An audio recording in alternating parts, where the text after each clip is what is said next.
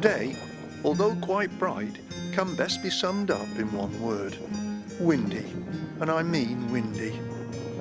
But nevertheless, the walk is well supported, with 18 club members taking part.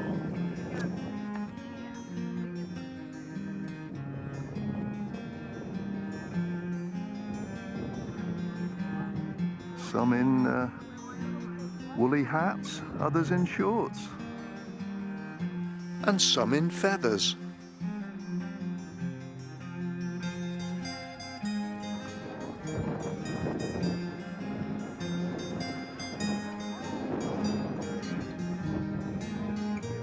Whilst Mike is giving the usual introductory talk about where we'll be walking, let's have a more detailed look at our route. From the car park, we follow the northern edge of the reservoir and head up Home Lee and onto the Sandy Way track. We then pass through the deer farm, followed by Chalk Ford before crossing Buckfastleigh Moor and onto the Two Moors Way. We then follow the Two Moors Way, passing through Higher Coombe and then Coombe, followed by Scorriton. Then it's on to Mitchell Coombe, followed by Great Coombe, before crossing over Holme Moor Leat and joining the main access road back to Venford Reservoir, a distance of approximately 8.5 miles.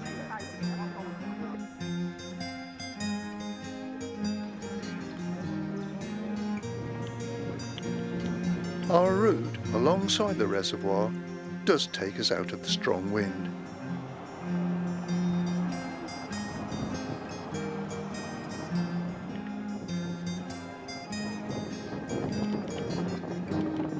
Although one of the smallest reservoirs on Dartmoor, Venford is probably the prettiest.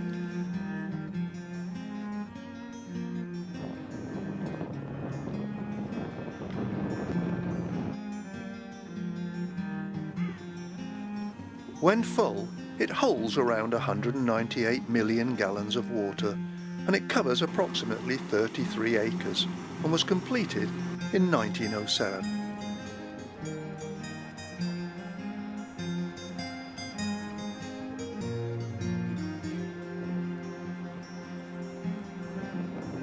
The dam was mainly built to catch water from the Venford Brook and supply it to the residents of Paynton.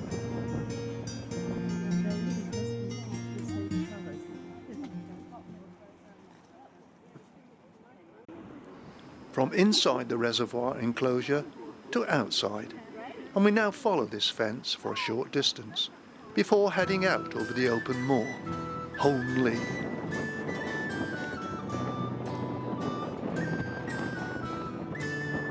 Looking into the distance, and we can see our route up Home Lee.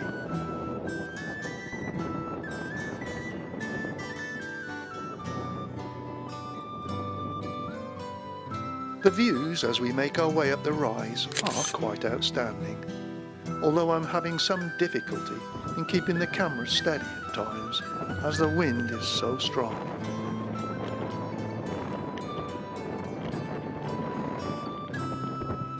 Wow, the most described today is windy. Home Lee is a maze of tracks, but Mike is an experienced walker and we soon find the track leading on to Sandy Way.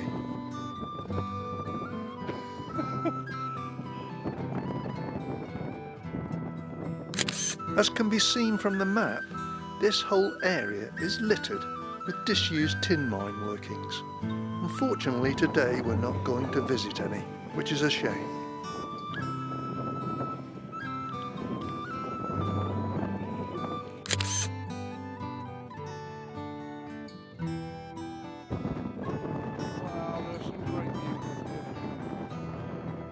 Magic.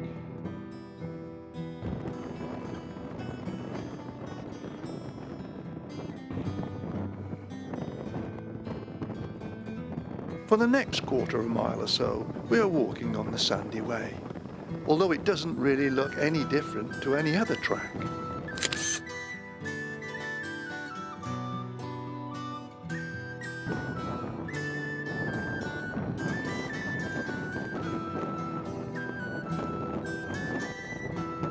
There's been a fair amount of swaling carried out on the moor this year. Although this looks such a large area, it may have got out of hand. At this point we leave the sandy way track and head for the deer farm.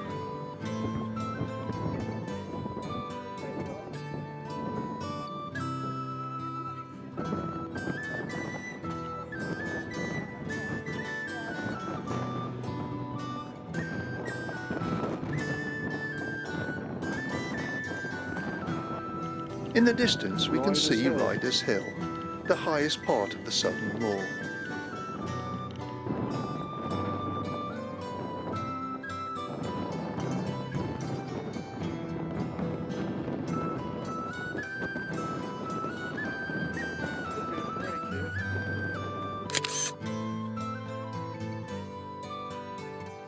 But before we continue any further, it's time for a coffee break. Sheltering out of the wind for our break gives us a chance to look around. To our left and above us on the horizon is Huntingdon Warren, so called because it was an ideal spot to set up a rabbit colony, since it was surrounded on three sides by streams. This was around the 1900s, 1902 I think. A person called Thomas Mitchell set it all up.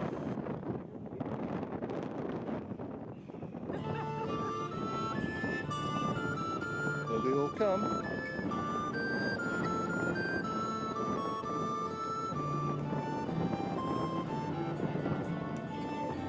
The entrance to the deer farm is right in front of us, through a 5-bar gate, then a special higher metal gate. Once through the gates, the deer can be anywhere, as they roam free in this area.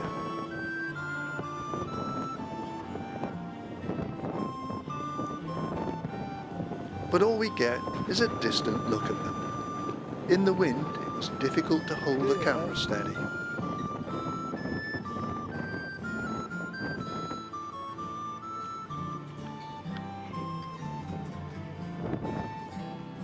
The gorse in this area, on each side of the track, is quite spectacular. If the wind wasn't quite so strong, the smell of coconut would be fantastic.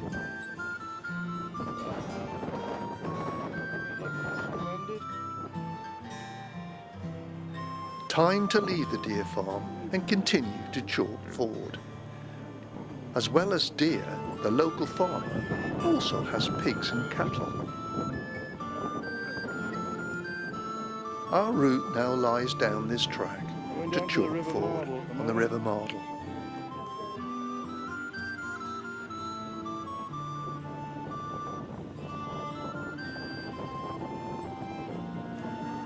The ford is just beyond this bridge, which makes it a lot easier to cross the river than the ford itself.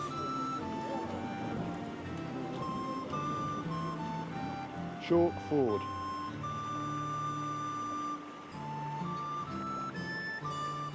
From Chalk Ford, it's a steady uphill trek, out onto the open moor, or to be a bit more precise, Buckfast-Leabourn.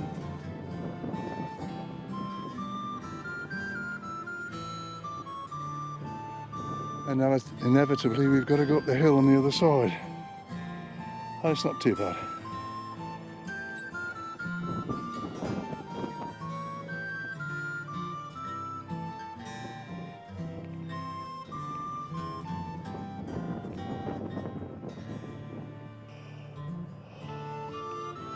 All over the opposite hillside, the gorse is just a picture.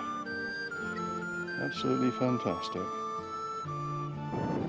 Oh, some deer in the field there. They're hard to see from here.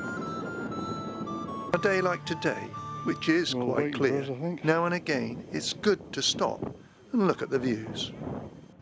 Wow.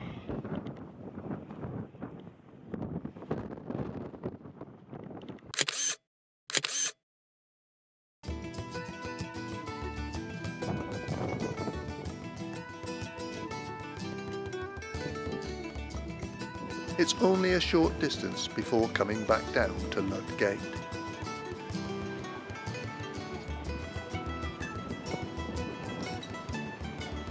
Ahead of us lies a stony track, which isn't the easiest surface to walk on, but it's not for very long, a couple of 100 yards or so. We've had a Springer Spaniel following us for quite a while now, and the local livestock owner is quite concerned about the lambs in the adjoining fields. Having caught the dog, the owner's telephone number is on a tag on its collar. A quick phone call, and we've agreed to drop the dog back to the owner in Scorriton.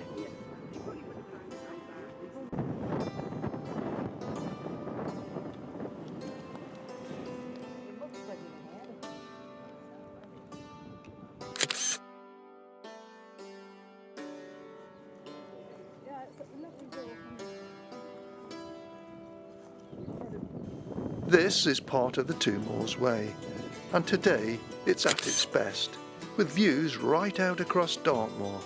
What a tremendous setting this is.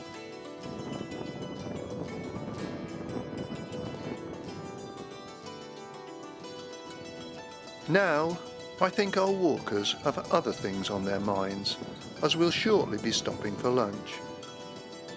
This looks like lunch.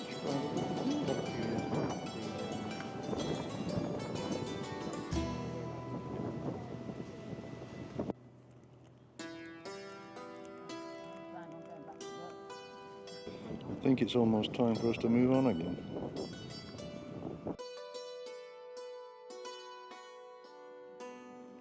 Here we go. Yeah. Following lunch, our journey continues over fields until we reach a gate which is the entrance to Lake Moor Wood.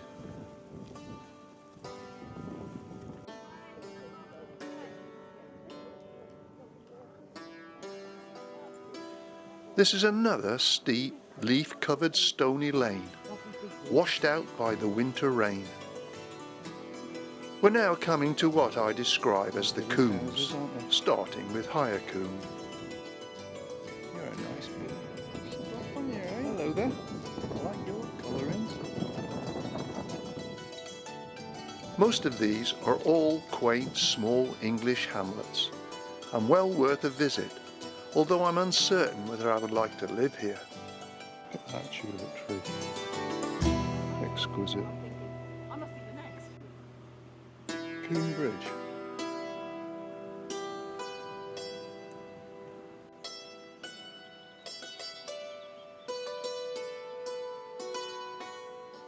This time of year and the wildflowers are really starting to show. Just ordinary wildflowers. Lots of primroses, celandine, all sorts.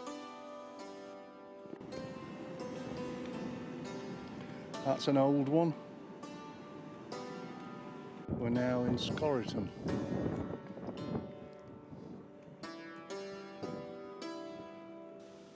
Scorriton, and the home of our Springer Spaniel. The house is relatively easy to find, and from what I can understand from the owner, this isn't the first time this sort of thing has happened. Leave the dog. The Tradesman's Arms in Scorriton.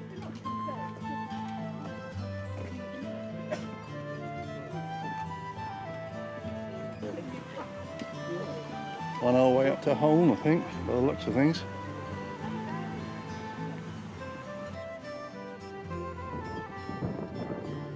What that is? Oh, that's celandine. Do you know what the flowers are then? Nevertheless, very nice.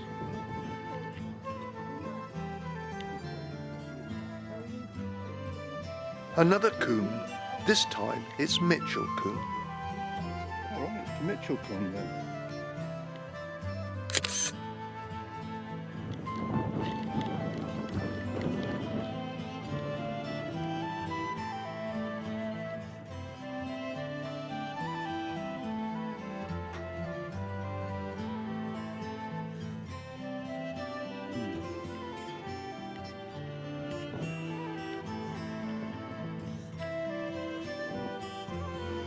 Turning off now. Taking the bridle path to home.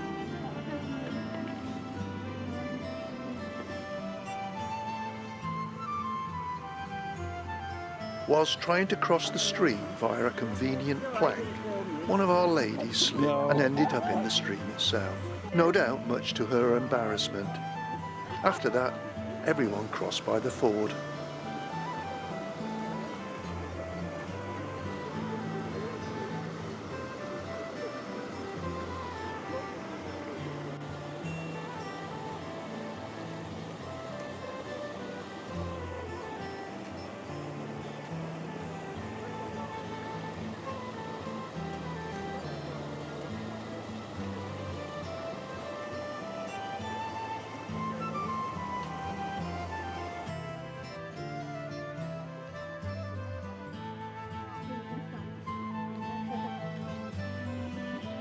Nice We don't actually walk past the hamlet of Great Combe, but we do walk up the valley of Great Combe, and although steep, it is very picturesque.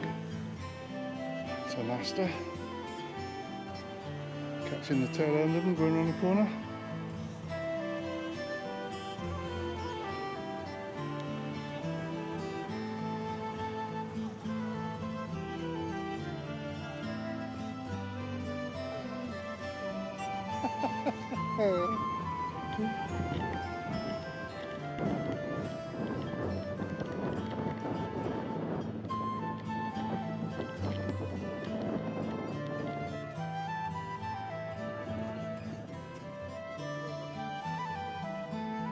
Getting back to Holmley Moor is not an easy task. It's a slow, steep climb, and there are frequent stops. I'll wipe out the grimacing on your faces. We're all catching up with each other now and struggling a little bit, I think. But it is quite a steep hill. But it's well within our walkers' capabilities, and it wasn't long before we reached the top of the rise, and we're once more on the moor. Which way then, Di?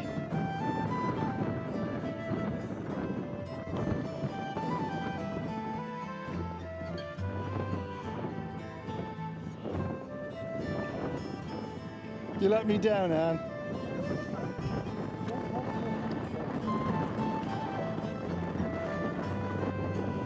Once across the Holme Moor lead, it's only a few hundred yards to the main access road to Venford reservoir.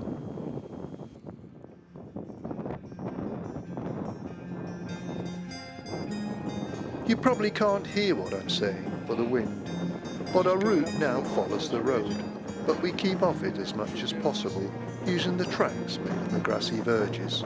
As we reach the top of the hill, we can once more see Venford reservoir. Through the trees and over the top of the gorse we can see Venford reservoir again.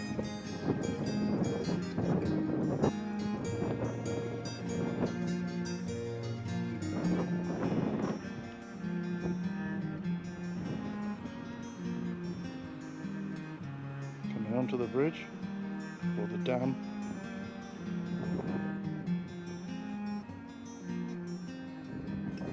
We're coming to the end of another walk on Dartmoor. Mike and Diane have done a great job in leading, and our walkers seem to be slowing. But the end is in sight. Thanks for watching. See you next time.